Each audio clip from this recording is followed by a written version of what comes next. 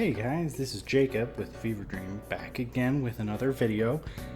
Did you guys know that Konosuba made a TTRPG system to play in? Because I only found out semi-recently. It's kind of the convergence of a couple of my biggest interests being D&D or other tabletop RPGs and anime. The only possible thing I can think of that's a bigger convergence of those things is the new Cosmere TTRPG that'll be coming out later this year, and that I am thoroughly excited for. But in any case, for the past, I don't know, maybe 6-7 years-ish, it's been a while, I've participated in a lot of regular games of TTRPGs, various of them, with a lot of my friend group. Some of my favorites that we've played have been Deadlands, as well as one that I can't remember the name of right now. Maybe I'll look it up and find it, but it was just a joke one about bros. Anyways, so I have quite a bit of experience with tabletop roleplay, and I think Konosuba is pretty funny and great, so I bought the book just to give it a read, see what exactly it's all about. And it looks very interesting. So in this video, I'd like to give you a quick overview of it, some of the things I thought were interesting, and, you know, if you're interested at all in seeing me maybe play it in the future, that would be great. Unfortunately, most of the people I play D&D with aren't really that into anime. Honestly, there aren't all that many people in my life who are into anime and manga, especially not to the degree I am. So it would be great to have a group of people, so maybe if you guys support it, I can use it as some leverage to get them to try it out with me. In any case, if you're familiar with the general attributes of TTRPGs, you'll be pretty familiar with what's going on right off the bat. You know, when you're creating a character, you've got a certain amount of stats. In most systems, there are at least 6 general skills that you have when building a character. In this, there are 7. You've got strength, dexterity, agility, intelligence, perception, mind, and luck. Luck being outside of the general structure of physical and mental stats that you would see in other regular games. However, what's interesting about the Konosuba system is that when you are building a character, rather than doing point buy or rolling for stats like you normally would in D&D, it's kind of a mix. When you select your race, you gain a set of stats. Then when you select your class, you gain some stats on top of that, and that's when your starting HP and MP, being magic power, is determined. Then, on top of that, you have a certain amount of points that you're able to add to different ones of those stats. At character creation, of course, there is a limit. I believe it's 13 as the maximum in any one stat during character creation. But as you're leveling up, there is no upper limit for any of these stats, which is honestly kind of fun. I think it would be interesting to try and build into something absolutely bizarre in that way. Like I mentioned before, this system has 3 different races you can select from, those being Native Inhabitant, Crimson Magic Clan member, and Reincarnated Person. If you know anything about the show, you can probably guess that the Crimson Magic Clan members are just very good at magic. I believe the Reincarnated people are a little bit better at the physical side of things, but I'm not certain about that, and the Native Inhabitants are kind of a catch-all. You can go in any direction with those. So, rather than being species, more like we see in D&D, these are actually just like people from different places, and one of them is Reincarnated Person. During character creation, there's actually a table you can roll on to determine your origins to some extent, and the Reincarnated Person table determines how you died, essentially, which is kind of fun. I enjoy that. Another thing that I find interesting about the system of Konosuba is that the classes, of which there are 16, are basically just there to change your stats and to get you different skills. Like I mentioned before, there are 16 different classes. Each one of these classes has a bunch of skills that you can select from when you're leveling up in those classes. Some of them have less than others, and the impact of the stat breakdowns of some of these classes are a little bit less than others as well. There are also skills you can gain from your race that you've chosen, but far fewer of those are impactful to go back to after creating your character. Most of the race-based skills that I can see here seem to give you a buff during character creation, and those are mutually exclusive. So if you come back to some of the previous ones that you have, there's less of an impact that you're going to have. Basically, your class can be changed anytime you level up, and you keep any skills you had from previous classes when you go into the next class.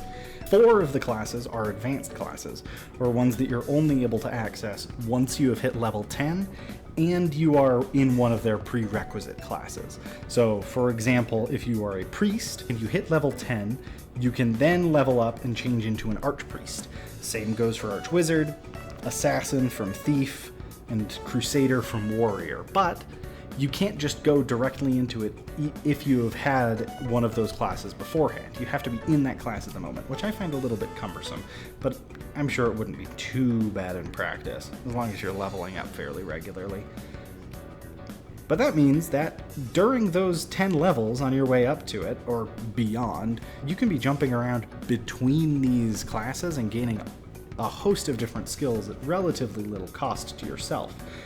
The only real difficulty is that your stats will constantly be changing as you're leveling up, because you'll lose the bonuses from your previous class and you'll gain the ones from your new one.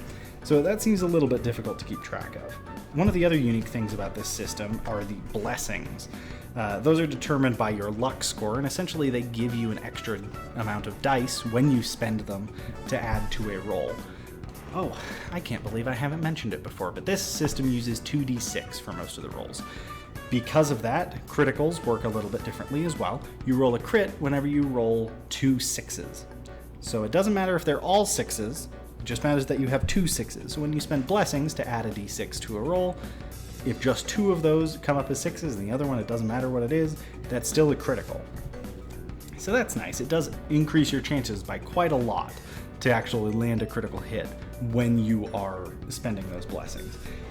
Took me a little while to find it in the rule book here, but those blessings do come back the next day. So every day you have a certain amount of blessing determined by your luck score.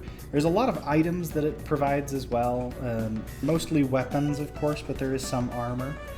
Whenever you roll to hit in this system, it seems like you have to roll to dodge. There is a way to tank some damage, essentially. You just have a deflect value or something that you'll reduce the amount of damage you take by. But other than that, you just have to try and dodge every single hit. Or you can just, I guess, fail the check. Though I'm not entirely certain about that, if I'm being completely honest. Either way, one of the optional rules in here also seems somewhat fun. They are called cheat rules, and there are a list of them that are in there. Basically, they can be used to the DM's discretion, but most of them seem to be references to the actual anime. One of them is called I'm Actually a Goddess, which has to go out of its way, of course, to specify that you can take it regardless of what gender you are, which is, quite amusing. But if you've seen Konosuba, you know what the deal is there. Basically, it's just allowing you for a way to play like Aqua. Each one of those has benefits and drawbacks, which they call merits and demerits. They're fun, but completely optional, essentially. Another thing I wanted to talk about was essentially the system of dying. Like, when you drop down to 0 hit points, you get knocked out, like you would expect, and then at the end of each round of combat, which I believe, if I'm remembering correctly, is after all characters have taken their turn in combat, every knocked out character has to perform a death check, which is essentially a death saving throw. You make it using your luck stat, and your difficulty level is determined by your current HP. So your HP can continue to drop after you've been knocked out if you keep getting hit. If you're at 0 to -10, it's only a difficulty level of 8, and then of course it continues to go up from there. The highest difficulty level it has listed in the book is 15, which applies from -21 health to -50, but it has rules for every -50 you continue to go down, it adds another +8 to that difficulty level, so it can get pretty difficult. Of course, that's only if people are attacking an unconscious character consistently. Either way, if you pass, you are no longer knocked out, you wake up and you're at 1 health. If you fail, you die immediately. So there's none of this, 3 failures, 3 successes that you see in D&D. It's just one or the other. You die or you don't. I know that if I was ever to play this as a player character, I would definitely be saving all of my blessings for that moment, because, oh boy, that could be a bad time. There's a lot of other little rules in here, rules about traps, things about, protecting other people. There are some people, you can jump in front of an attack and take the damage for an ally, etc. There are also rules for GMs to start setting quests that can be accepted by your players. Essentially, this whole book is just a way to run a game in the world of Konosuba, specifically with a guild where you can go and take little side quests, but all around the main city that you find yourself in. What's funny as well is that in the world section of the book, there is some guidance that it provides for the personalities of the main characters, including the 4 main characters, you know, Kazuma, Aqua, Megumin, Darkness, of course.